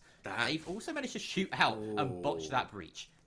There's no way that they attempt the nade through there now. It would be tricky to thread the needle, and you're going to have to burn something to begin with. So it looks like Aslan is tasked with just trying to swing onto it, I guess. Yeah, and the big problem with that is, well, exactly what Aslan's noticed. There's a door with an Alder waiting behind it. Textrolo, Mainc, they want to deal with this issue from down below. Monk's being pushed up, the ADSs will get burned, and the Renegade will be popped again. The frag grenade follows through, but, well, you're just going to see Monk's playing it safe. Now, this is a big position. Sparkin's able to find Cusick. It's all down to Monks there. Aslan and Textrolo able to find a kill, but not before Monks has a refrag. They need to push through. One player left. It's Tricky, and Mainc, not tricky for them. Able to find that kill, get themselves around, and keep it at an even 2-2. All even Stevens. The adaptation, it came through. They realized they're still playing that red stairs. How are we going to deal with it? A player down below. You put two down so that Cusick can be dealt with as well. Then it came to Aslan. As soon as that pressure's being put on Monks, then you can focus completely on the zombie door. You win the gunfight against the Alder. 90 player all on their own. There were a couple of options, Jerry. It was simply you go for a plant or you go for the kill. Either way, very tough round to lose at that position for Mainc. The momentum was just firmly in their favor. The funny thing about that is that we were focusing so hard on that red stairs hold, and to be fair, most of the kills that allowed that win to come through happened elsewhere. I believe it was most likely the 90 player that got unseated very quickly. There may have even been a flank at one point. I don't think there was, but if there wasn't, then that was basically RCTIC swinging and missing. Because they were in a position where they could have sat pretty, and suddenly the kill feed just started lighting up for Mainc. So I don't blame our observer for missing that, because that's just odd play from RCTIC, to be quite honest from you. And, but it worked. For Mainc, at least. It worked for exactly. It worked for Mainc. So they're probably going to be kicking themselves, RCTIC, after that. They had a solid grasp on that round, especially in terms of utility and time, and they just lost it on frags. They got a bit greedy by the looks of things. I'd love to watch that round back, and I may do on the 3-minute delay that we have on our Twitch feed right now, so I get a better idea of what just happened. But right now, I suppose RCTIC, they've got to put the past behind them, because they're going to be going once again to this AVG hold and hoping that it's a little bit more wisely executed this time around.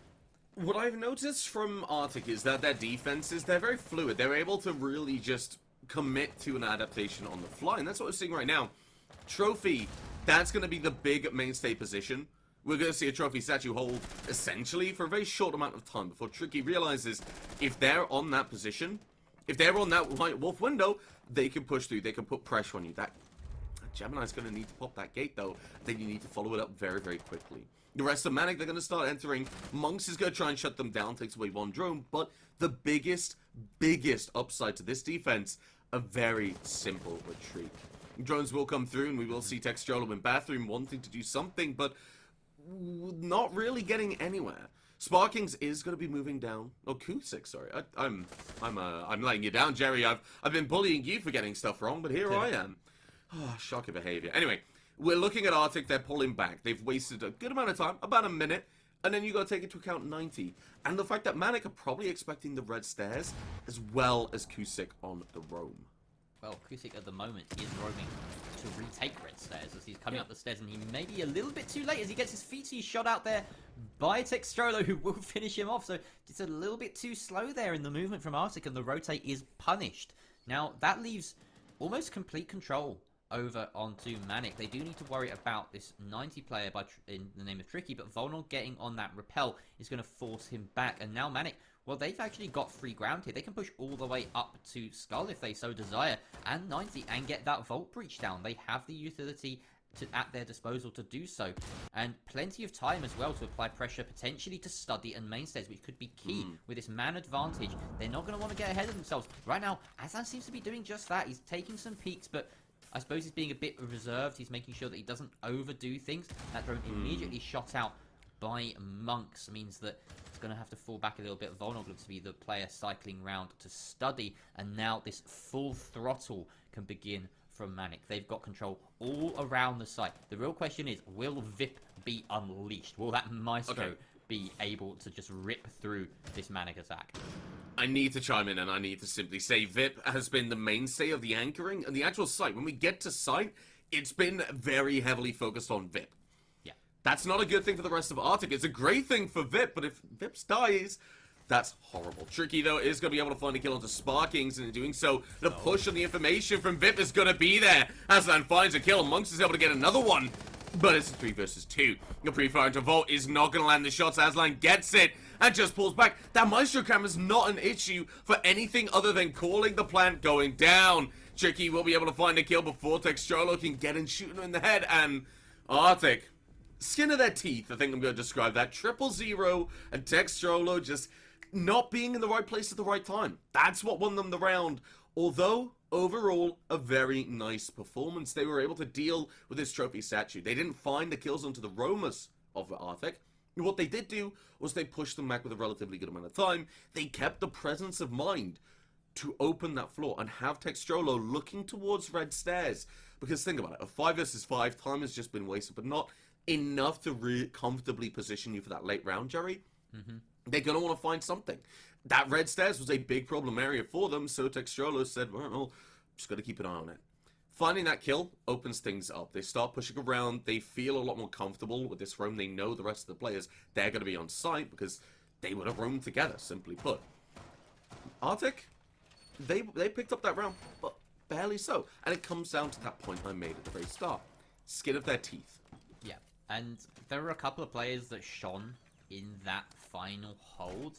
And the first of those was Tricky. He managed to get a key frag just before the execute came through, just to make it a little bit more difficult for Mainc to get that trade game going.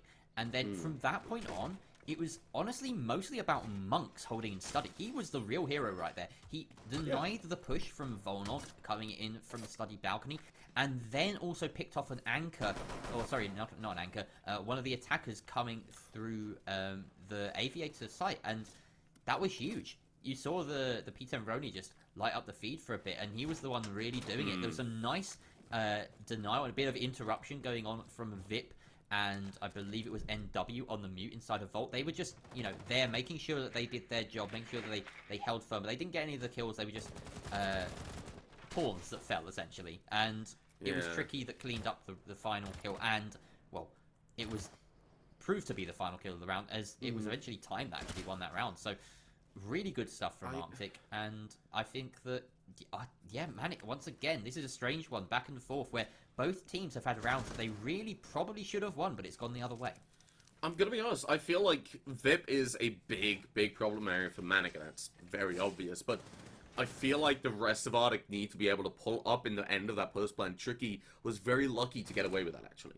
And Monks and Cusick right now, if they aren't able to really step up, now they can. This isn't that late round. They have a rotate set up, but they're here to die, essentially. No rotates out of sight. Aslan's able to find one kill, make that two.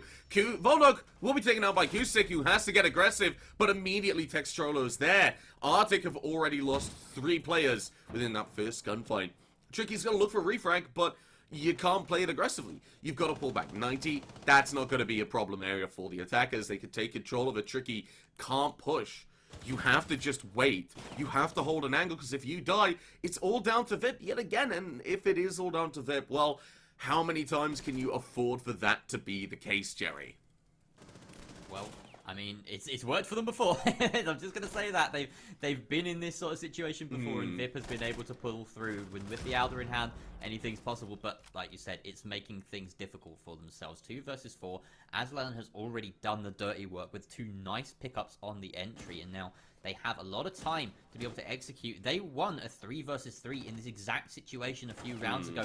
Now the 2 versus 4, my money's on them. Sparkins removing that star player of VIP, just gone, and now Tricky is going to have to really step up. Managed to collect his first 2 and only 2 kills so far in that last round. Maybe he hits form, but maybe it's just going to be too difficult for him. 1 versus 4. Plant is going down in default, and now Aslan and Textrolo just both standing on top of the case, not allowing any chance for that plant to be denied. Tricky, he's just gonna bide his time.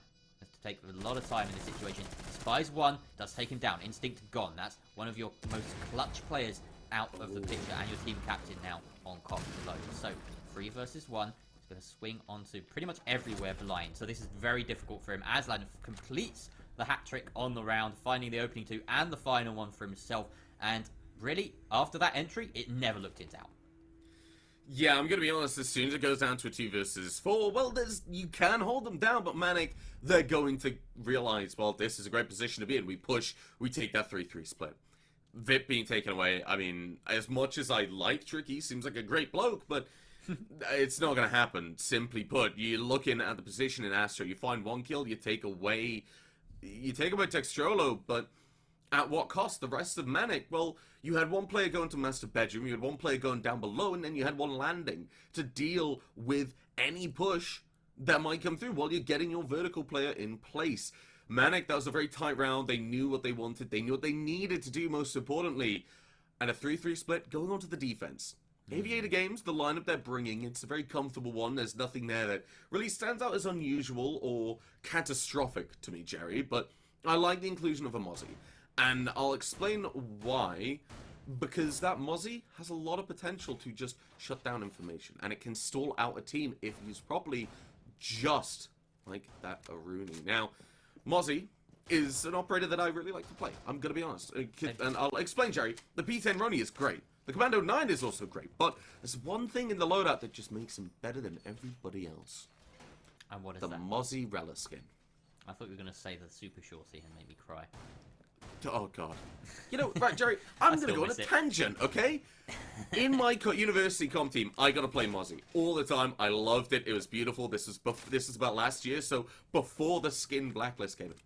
So you could run any skin as long as it wasn't your typical passion skin.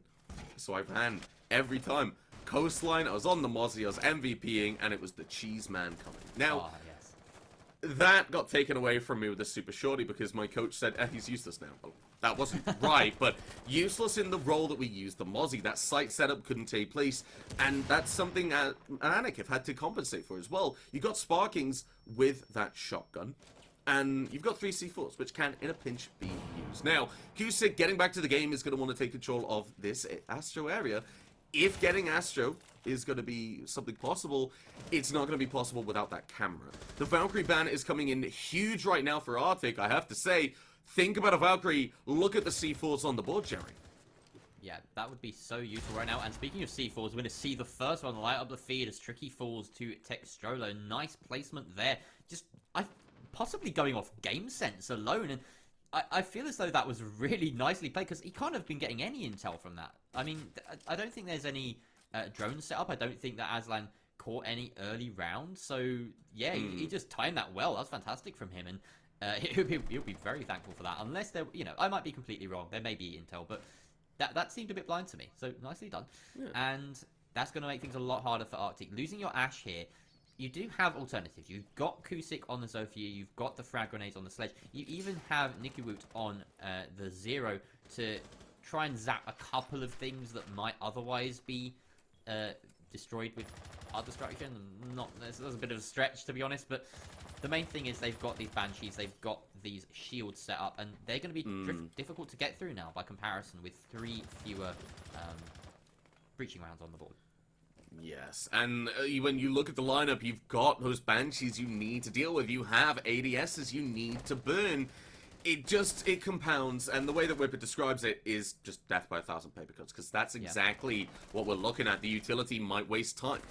More utility to deal with, more time on the board. Textrolo able to find a kill onto Vip. Gonna take away that ace, that top fragger for RCTIC, and that is a blow and a half. The rest of RCTIC, well, now that study area is not open. They realize it's going to be a problem area. A vault door plant, that's not going to happen. If you want to get a good plant down in Aviator, you've got to cross. You've got to get to the bomb chassis. And you've got to cross that wall of death between Aviator and Games. And the smoke canister, realizing this time pressure, that's going to make it hard. The player of Textrolo in study is going to make it even harder. Mainc right now, well, they're looking very, very comfortable, as Monks is going to make that position a bit less comfortable. Instinct finding 1 kill, Textrolo getting a 3rd, and now suddenly a 1 versus 4 Mainc. They are going to win it out. 2 seconds left, Cusick, you're not getting it. You're a great player, but it's just not happening. No, the defensive setup right there from Mainc spelt demise for RCTIC. There's no safe way pushing down that 90 hallway. It was just death. Death from somewhere, at least. Impressive that they at least managed to pick up the Jaeger playing behind the shield at the top of main, but there's no way that you get past the foot-level holes being held by the Kaid from on top of the pool table itself. He appeared in the feed, and the player behind the bar with that solid cover and plenty of little angles to hold against the attackers. It was death. There was no way through. Excellent use of the smoke canisters. I mean, it's pretty basic, but he timed it well. He left the attackers with pretty much no choice but to try and rotate in that last few seconds. And yeah, I mean, they reaped the benefits of a great defensive setup and a couple of early picks, especially that potentially lucky one at the very start. But, you know, we'll give them the credit they deserve for that, because they made it look easy thereafter. Yeah, I'm going to be honest, Textrolo and Aslan, they had a huge performance at that start.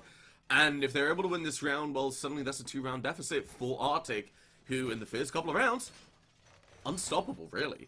You know, they had a good lineup. Mainc were able to win a round, but RCTIC really, really stepped up. Now, Mainc, if they're able to win this out, I feel like a roam game. That's where they're going to be able to shut it down.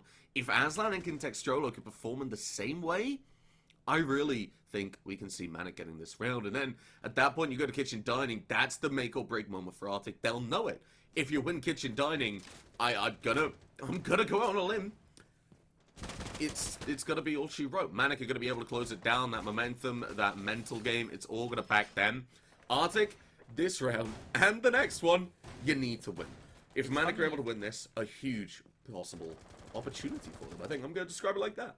Yeah, it's funny you should mention kitchen dining because we didn't see it at all from RCTIC, and I think some suggestions in the chat that they may have their attention otherwise sort of Engaged? trained and you know, sort of saving straps for other things. So that's fair enough. But it certainly Invitational, cost got you it.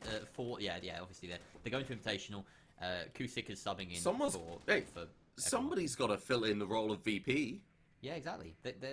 Didn't you know Arctic are filling their spot? Like, Yeah. they just grabbed the next best team. Definitely. Oh no. Oh. Daylight I would have robbery. loved to see Tricky murder his own drone with the breaching round, but it was not to be. So Volnog and Aslan are the duo holding this extension, and Nikki will shut down Aslan straight away. So now Volnog, he's left on his own. He's got not much help here. He's really stuck. He needs to grab a kill or two in this situation realistically to find any value. Either that or just survive, but that's going to be a tough order with the vultures circling. Kusik already holding firm and forward against any sort of support that might come his way. Oh, the C4 on the wall was big brain, but Tricky just spraying head height at Volnog was even bigger, and that's put Arctic in firm control of this round. 1 minute and 20 seconds remaining. 5 versus 3, ready to execute onto the site. Mainc needs some heroics. Yes, but this is where the heroics are going to come through. Look at those two doorways. They're choke points. Right now, Arctic, with 5 players on the board, I'd say bring your anchors up to the forefront. Then maybe drop Kusik down. Go for Astro Stairs. Put some vertical pressure on. You're bringing 0. That's a very nice way to deal with this flank watch issue that we talked about. They're going for the other way. Those 0 cams, you got 3 more in pocket. One's already down. They're silent. As long as you don't get them shot when you put them down, they're dead silent, and it requires somebody watching it. Right now, Arctic, well, they don't have somebody watching it because they're all alive, but they know that Mainc, they're in a tough position. 38 seconds left, 3 players. They need to be on site. Arctic know this. The drones, they're going to go through, and the players are going to be positioned. NW leading that charge will go to get the plant down, but Monks is going to be taken away by Instinct. The refrag will come through. There's just enough bodies to throw, but Sparkings is going to take one away from that. VIP being taken away. And, well, the refrag from Kusik's going to be there. Textrolo, 1 versus 3. The plant just went down. This is the round to win. You need to find 3 kills and be on that diffuser by 7 seconds. And Kusik is going to make sure none of that happens. Brilliant execute. And that just goes to show exactly what that early advantage can give you. So much confidence going into that.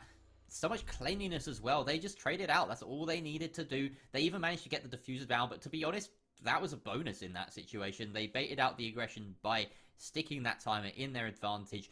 And there was no real way back into that round for Mainc after the early losses that they suffered on the roam. I feel as though Aslan and Volnog will feel like that loss rests on their shoulders, and that might be putting it a bit harshly, but they will know that they can do better. Volnog as well will feel a bit hard done by the wall bang, because that's gonna hurt. But yeah, I feel as though from what we've seen from Aslan, especially so far this game, a name I'm less familiar with on this Mainc roster, he could do big things. So I expect him to have at least 1 or 2 defensive rounds where he does show his true colors. And there's a reason that they're putting him in these advanced positions. They're confident that he can win the gunfights just as well on defense as he can on attack. But Textrolo, look at him. 10 and 4. That's a solid performance from Mainc so far from him. Yeah. You're in Yukon, right? You're like Premier Yukon Division, yeah? Yeah, well, I can see exactly why with analysis, like shot in the head, that's gotta hurt. yeah. You know, Shot in the head. Science, can we get a round of applause, please? Yes, he's clapping. I don't speak from personal experience because I myself have never been shot in the head. Well, you haven't lived, simply put, mate. I think I haven't died is the more apt. Well, tomato. You know, Yeah, we'll true. disagree with it. But Have you Mainc, truly lived if you haven't died? exactly. Mainc, they're going for a very lateral hold, actually, of this. They're ready to deal with an aggressive position. They're saying, right, this top floor, this early gunfight, Arctic went out last time. Let's not worry so much about the top floor. We'll let them have vertical play. We'll play for the retake. And in doing so, well, yes, you got those pog mats, but you have Mainc playing in positions where it's not going to be as easy for the attackers to find these opening kills. Now, C4s, though. If there's anything that's going to stop it, it's going to be Cusick getting down and a C4 ready to follow off Sparkins. The C4 goes through, but it doesn't detonate. Try again, try again. Max is going to go through. Instinct knows this. Get the C4. Go on. We all want to see it. We all want it to happen. But that's not going to. It's not going to land the kill. A little bit early, but you still have 2 in pocket. Now, the information's still there. As long as Instinct's alive, the opportunity for C4s, the opportunity for these impact kills is going to be there. But they need to play such safe. a big brain play. I feel like they're going to see that as a missed opportunity. But there are more C4s. Volnog takes out Tricky. And there's still one more on the board. Aslan could add his name to that tally if he so chooses. But yeah, that's a good pick. That's a very nice opening pick onto Tricky. I really wish we saw the Pogmat C4 play come through. That was so nice. Maybe another time, maybe in another game, but it won't happen again this game. And I'm glad that we're seeing another site. I'm glad that we're seeing Dining coming through because Mainc, they want to mix things up, but they're going to suffer from this vertical control potentially. That said, Textrolo seems to be proving me wrong as he just takes out another attacker. Cusick, I believe, coming down Astro Stairs, just bested by that Frost SMG. I mean, it does pack a punch. Jerry, oh my God. I've got to add on.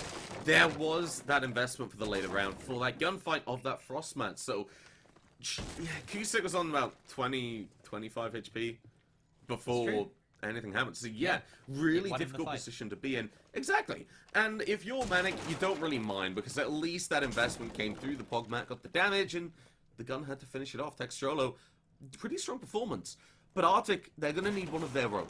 37 seconds in laundry, but time is ticking.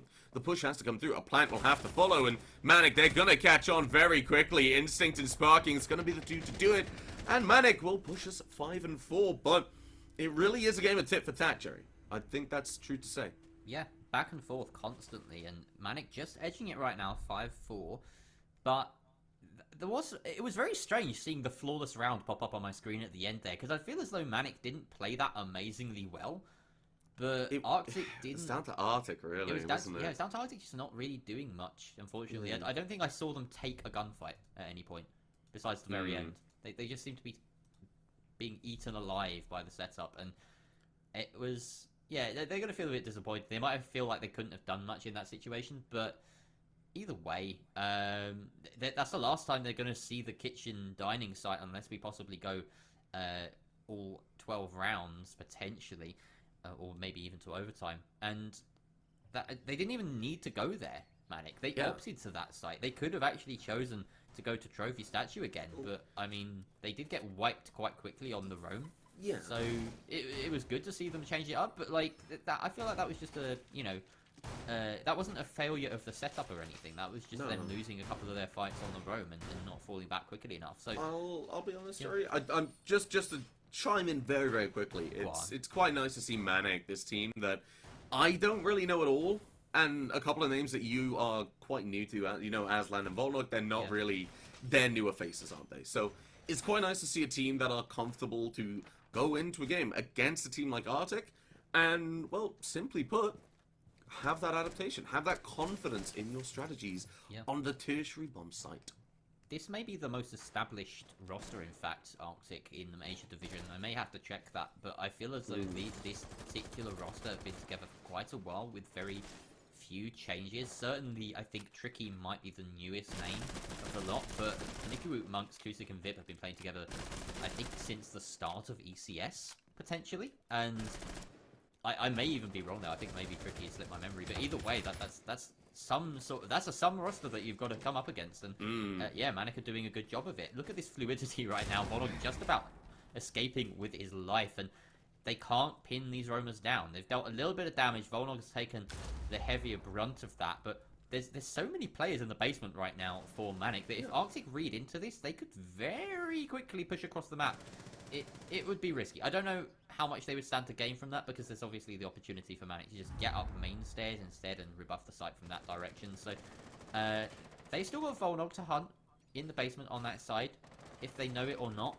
And since they don't seem to know it, they're just taking control of 90, as it seems. That's exactly what we're seeing, is they're going up main stairs. Volnog's waiting. And this is something Textrolo has been able to catch on the side of RCTIC's defense. But is it going to go the other way around? That's what I want to. That's what I want to know. Most importantly, now a player will run out, and we will have a player on that 90 window. Monks, just careful, just ready, just waiting for somebody to get a little bit aggressive to try and take out Tricky. Now, Tricky is having, not to be cringe, but it's going to happen. He's having a tricky time clearing out that 90 position on Bookshelf. He's committing a lot of utility, and now there's only one breaching charge left. Right now, time's ticking down. Mainc, they're in a good spot, but if Volnog is able to find a kill, they'll be in an even better one. Now, you look at this, that zero camera might just help out a little bit more than you'd expect, because, well, Kusik's imagine if it sitting on wasn't there. Imagine if Kusik was caught off guard. Instead, though, it's going to be Textrolo, as Vip's able to find it that first kill. The first kill in quite a number of rounds. We'll be able to find a second to add on to it from that study balcony. Instinct finds Tricky, but the plant's already going down. C4, it will go through, and it will not find a kill. Kusik knocking it out. Instinct has to get on the hump, but it's Aslan finding that first kill, and W prone on the diffuser will find that kill. And, well, Volnog, 1 versus 3, time ticking down. Key positions held by the attackers, who are now become the defenders, and the site setup, it's all going to favor them. Volnog, such low HP, it's just a formality for Monks to take him out. Beautiful stuff there from the attack, especially from Kusik shooting out that C4, probably the most clutch moment that we've seen in this game so far, allowing the defuse to go down, and then the planter managing to get a kill in post-plant as well, just securing it.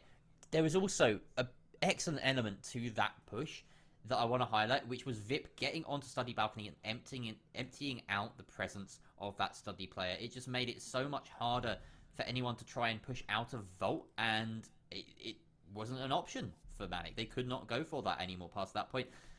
I feel as though in that defensive round, Mainc invested very heavily in the roam and then fell back so quickly, but they had so many bodies on the roam that they weren't able to hold key positions like 90 or Red Stairs for very long. They just lost them. And that allowed the time for RCTIC to read the setup, to get players in the right positions, to go for a full kind of throttle on that site. And it just worked in their favor. They had the man advantage going into it, and that's all they needed, really. A lovely bit of play from Kusik, notwithstanding, just shooting out the C4. That was RCTIC sort of in control all the way through. And like I said, we've had very, very few close rounds this game. It's been, in fact, a theme from game 1 as well. This has been a very cut and dry play day. And the scoreline being 5-5 is puzzling, because the rounds individually have been so dominant from either side, but clearly they're very evenly matched. Yeah, I feel like it's the first team to kind of break. You're playing mental chicken at this point. You know, the first mistake collapses and the other team's able to capitalize upon it a lot. There's no team that's clearly dominant in the strategy and the other team looking for these mistakes.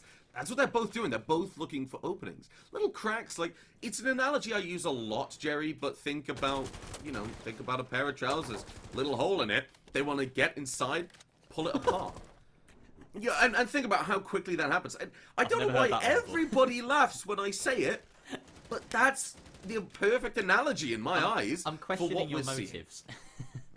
Well, you know, I'll tell you when you're older, Jerry. But still, moving forward, looking at the Mainc roam, I feel like they need to have those players over there just to make sure that they're not being caught off guard. RCTIC, they're going for a Master Astro take. If they can get control of Astro, if Kusa could just pull up the stairs as Tricky moves in, then suddenly, as soon as Sparkin dies, that's going to be RCTIC. They flood through, they find Trophy, they pamper the pressure onto Statue, they have their choice. And think about Blue on Clubhouse. That's the role Astro has. He's trying to clear the claw on triple right now, though, Kusik, and I don't think he can find it, because it's still electrocuted. Instinct still has this under his command, and until that point that they remove the electrical, they can't use these Selma charges to open up the sightlines they need. So this is a real poser that Mainc have given, and the C4 will come out from the hide, but it just lands square between two attackers. He completely misses both of them. Instinct will peek onto Vip, but does not win the fight. Vip just takes his head off, and now no chance of replacing that Electro Claw, so Monks is going to attempt to clear it with a frag grenade. Doesn't look like he's managed to remove one of them, so it looks like a multiple claw setup, and now they have those sightlines available to them. Vip a little bit hurt from that swing earlier, but with the man advantage, shouldn't matter too much. He can just hold that long angle and let his team do the push for him. And as a support, well, as long as you have at least one piece of HP, you can still do your job.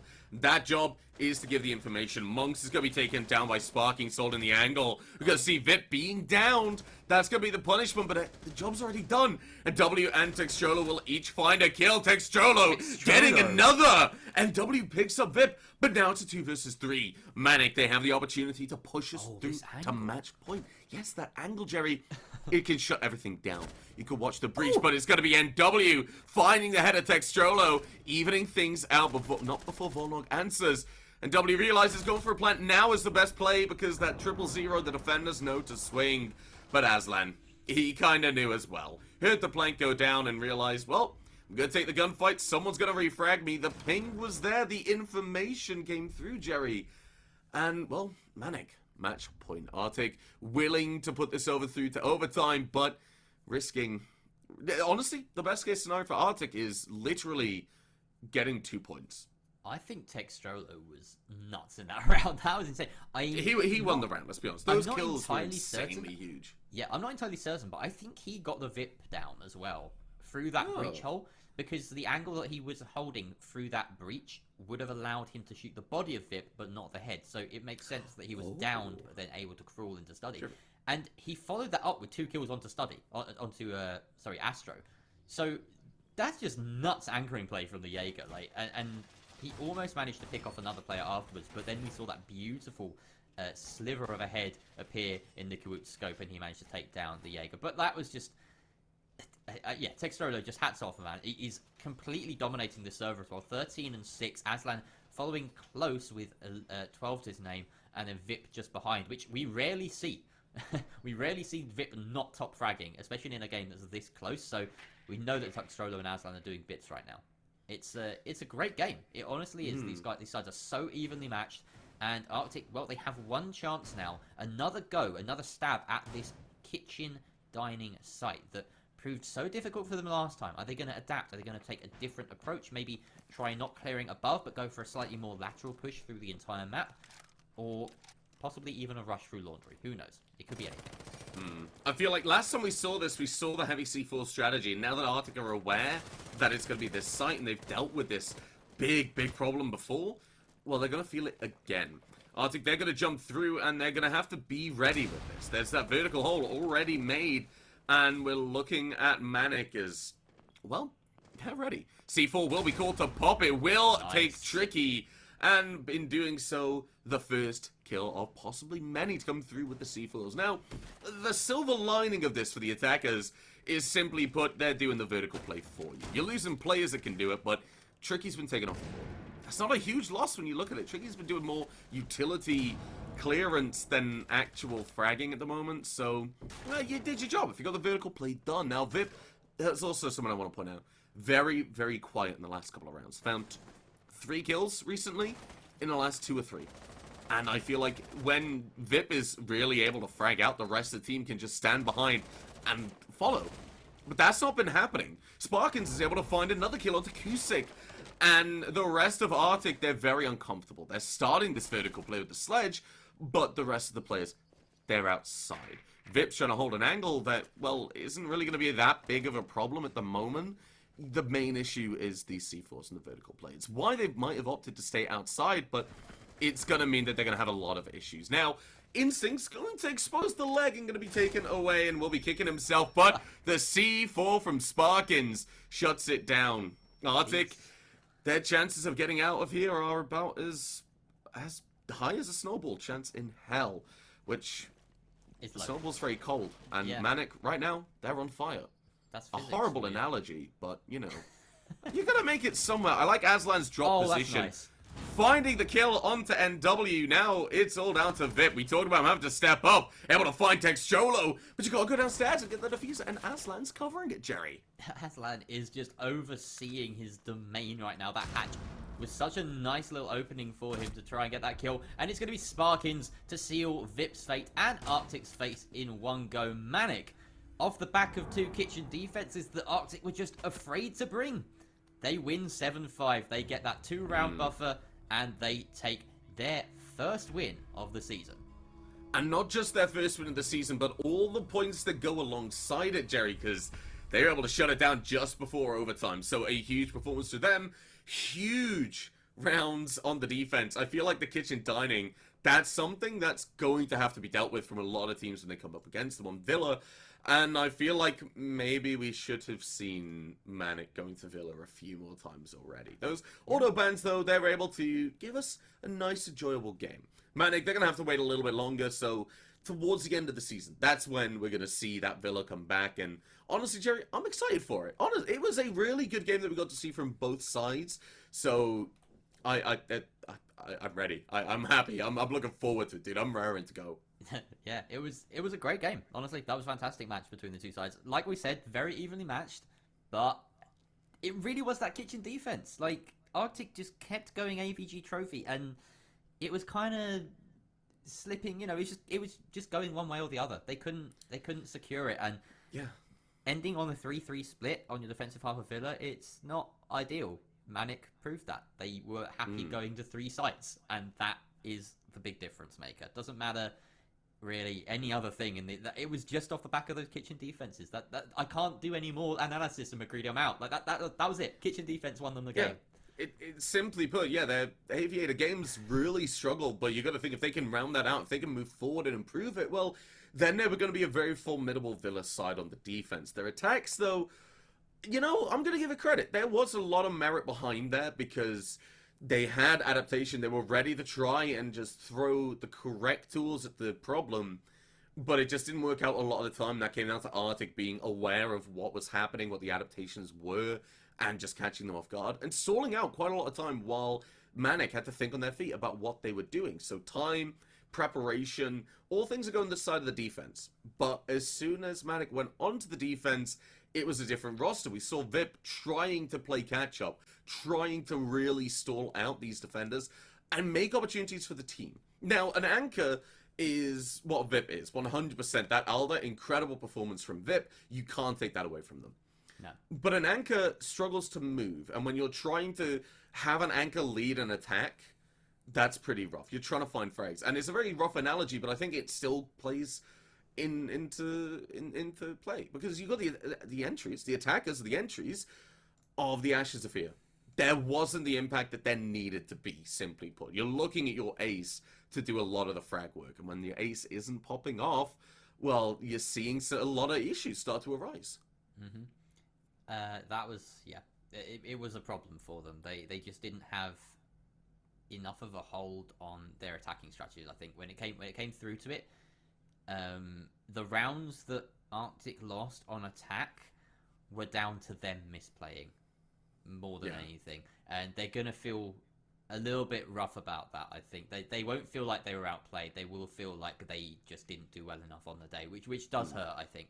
But that's the way it goes sometimes in Siege. Sometimes your opponents are better than you, and sometimes you are your own worst enemy, and that just seemed to be the case today for RCTIC. But congratulations, not just to Team Mainc, but also to Bulldog, who won earlier. Both teams who were hunting for their first win in this season of ECS Major Division have found it. They've managed to dump both Lions Creed and Skittle into the bottom 2 slots. Think about that. Lions Creed and Skittle, 2 monumental sides that have been consistently like tier 4 performers for months and months on end, and they're sitting at the bottom right now. They need to prove themselves against these new and upcoming teams like Footprint Gaming, like Cyberground, who are storming ahead right now, and now even Bulldog and Mainc are getting in on the action. So Skill.jpg, they have a chance to redeem themselves tomorrow. Lions Creed forfeiting their game earlier, unfortunately. So that's going to be it from us today. We have a couple of games for you tomorrow, so do tune in for those. But right now, it's been a pleasure to cast alongside you, McCready. I've been Jerry the Music Man. This has been ECS Major Division,